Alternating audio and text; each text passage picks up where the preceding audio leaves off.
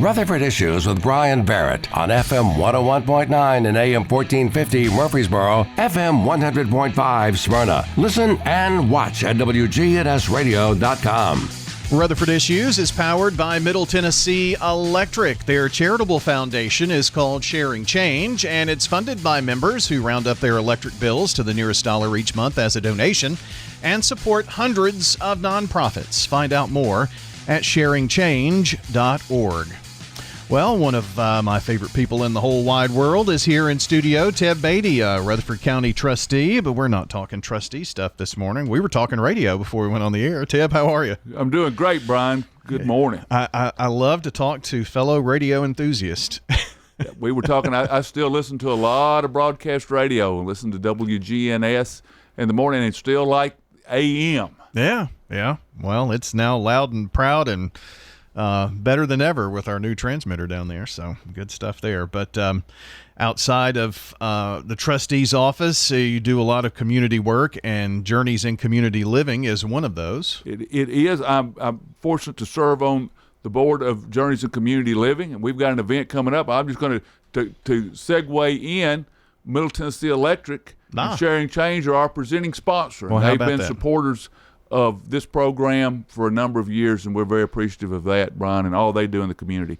But Journeys in Community Living, for those of us who have been around for several years, used to be the Rutherford County Adult Activity Center. Mm-hmm. And we help individuals with disabilities, especially intellectual disabilities, expanding a little bit into helping seniors who have some special needs as we age. But we have an event coming up on September the 7th at the Saddlewood Farms out on Franklin Road. Going to be a really nice Saturday evening event from 5 until 8 o'clock, and would love for individuals to come. And we have sponsorship opportunities as well. And so you're welcome to call our number at Journeys at 615-890-4389, or go to our website, which is Journeys with an S, journeystn.org, to get more information on that event. And we have several sponsorship levels that we would love for individuals or businesses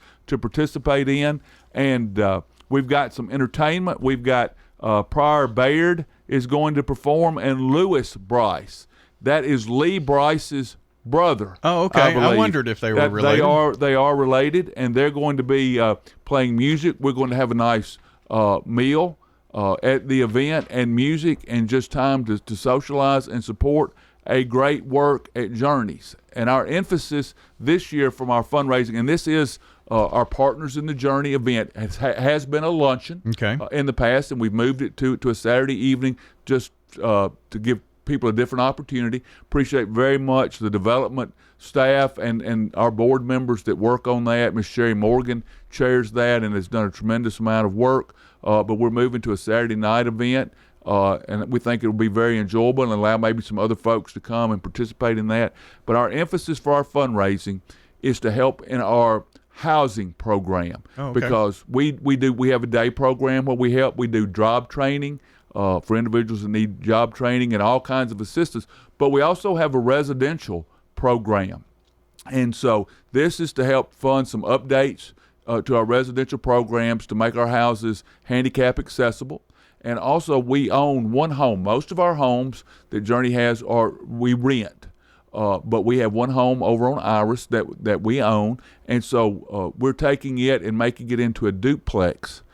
We had the space there, and it was just kind of a large home, but this makes it much more usable and manageable to help our individuals to live more comfortably in that home. So it's a major renovation. And gives you another space, gets us more space, and just makes it more usable.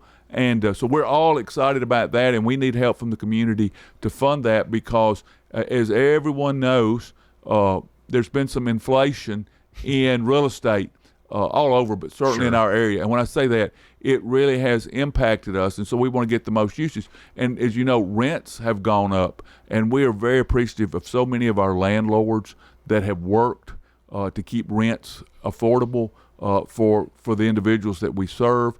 But even doing that, those have gone up, and so part of this fund will also help us where we have to supplement the individuals, because they do, from their income, help pay their rent. but it has gotten to the point where it's very difficult for them to fund all the things that they need. So this will help us to be able to supplement some of those rents so that they can stay there and be comfortable, Brian. So how many individuals are in homes, whether rental or the one home you own? Do you know an idea? There's 40-something, I believe. Really? We serve about 120 people. Okay. And so I kind of know that number. I thought it was 30 to 40. Yeah, 30 to 40 in the home setting. And those are, that is right, they are a home setting. People have roommates, and when someone's going to move in, there are visits. Are we going to be compatible? Do we get along? Sure. Because our goal is to make people happy and comfortable and live as normal, satisfying, fulfilling lives as you possibly can. And they want to be as productive as they possibly can. Some of the best workers you'll ever find, honestly. We have folks that you will see them at the car wash or at Kroger's. Some of the individuals are not able to work, but you might see them at the bank. You might see them out at the Dollar Tree. You might see them getting something to eat or out in the community. But we try to get folks out as much as they can, doing activities that they want to do. Many of these individuals who are in our housing program have family support, but they want to live independently. That's their home, and they're proud of that.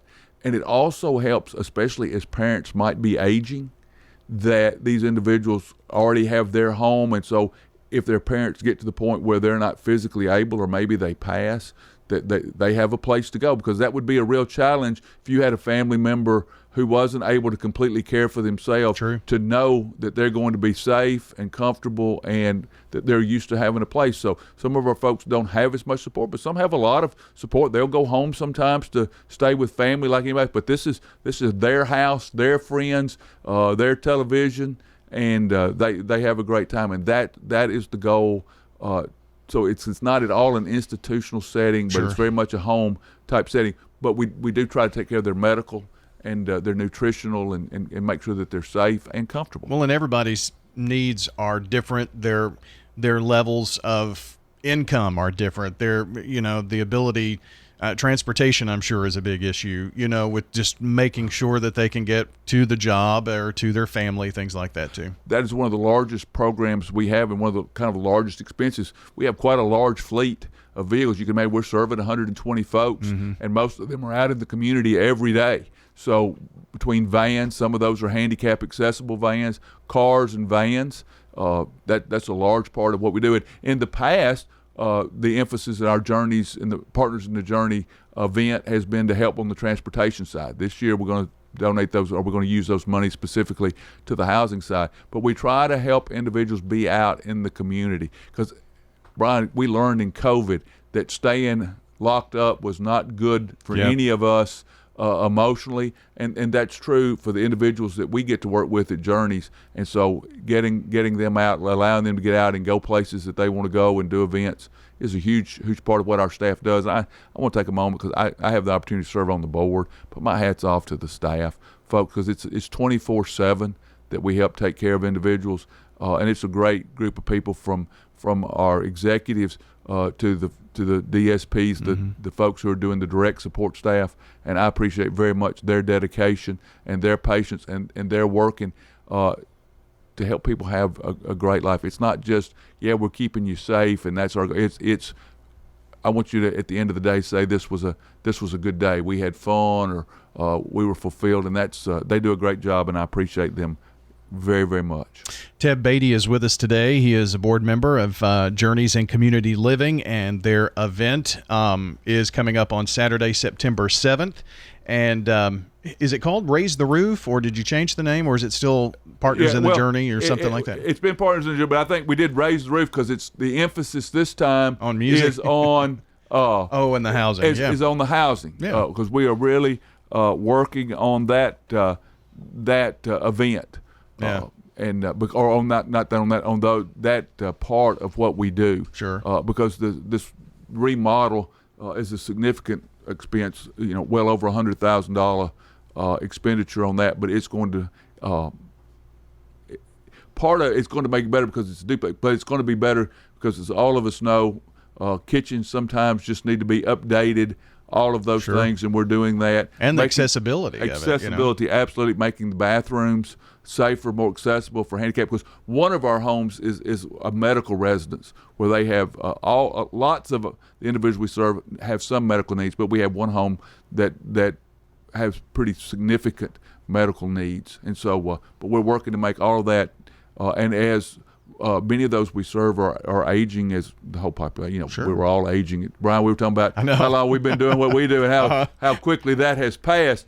But we have individuals that we have served for a number of years who now have some mobility issues, and we want to continue to be able to serve them in a comfortable way. So lots of and I've been associated.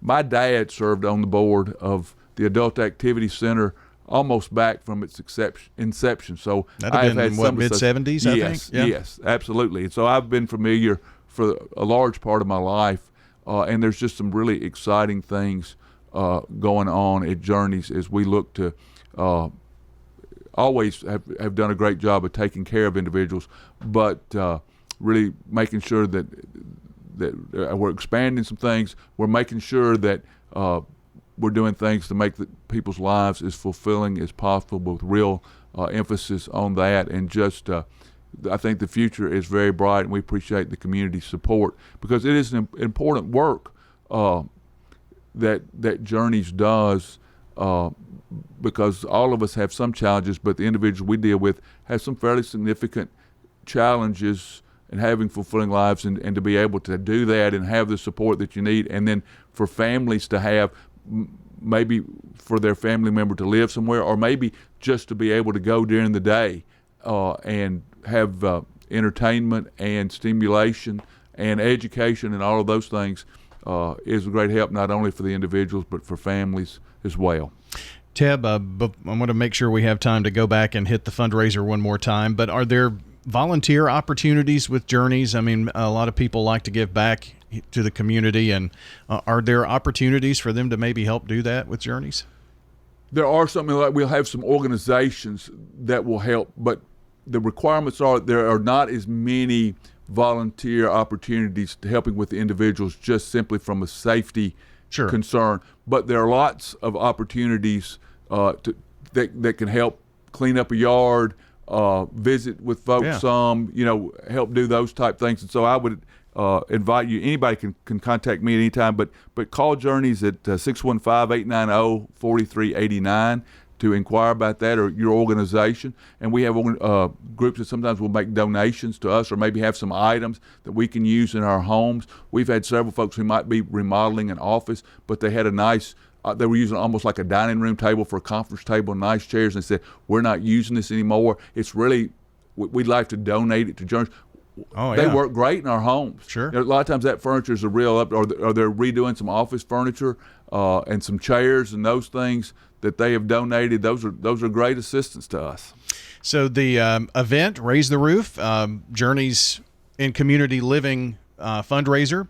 It is going to be held on September the 7th. That's a Saturday evening from 5 until 8 at Saddlewood Farms down on Franklin Road with some great entertainment and opportunities to become a sponsor, corporate sponsorships, just to come to the event. Teb, what would be the best thing that folks could do to find out more about this fundraising event? Like I said, there's sponsorships from $750 to whatever you'd like to donate, and then for individuals who would like to come and be a part of this, and we would love for you to be able to come, the best thing to do would be able to, again, call at the 615-890-4389 or go to Journeys, that's with an S, journeystn.org, and the events and all the information will be there for you to purchase tickets or become a sponsor, or if you'd like to know more about Journeys, or if you have an organization that you would like for one of our staff or board members to come and talk to you more about this, we'd love to do that. We just want to be a part of this community as we serve the individuals in need in our area, in Rutherford and Cannon County. Yeah. Journeys with an S, journeystn.org, where you can find more information. And Teb, as always, thanks for stopping in today. Thank you, Brian. Appreciate what you do. Thanks to WGNS and your communication to our community. And Teb Batey has been our guest here this morning. If you want to check out the podcast, we'll have it up shortly at WGNSradio.com. That's it for today. Hope you have a good one.